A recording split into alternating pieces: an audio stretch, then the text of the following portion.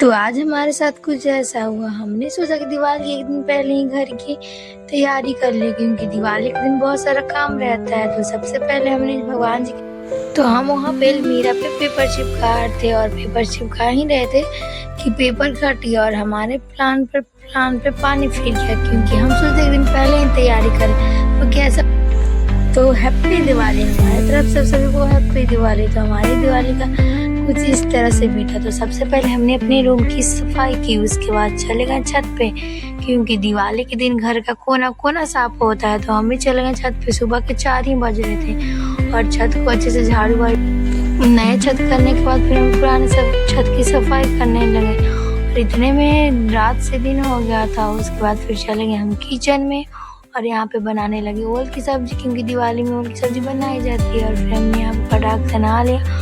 नहाने के बाद हमारे अंदर कुछ क्रिएटिविटी आया और हमने अपने घर कुंडे को तहस नहस कर दिया, यानी कि जो हमें आया वो हमने इस पे छाप दिया।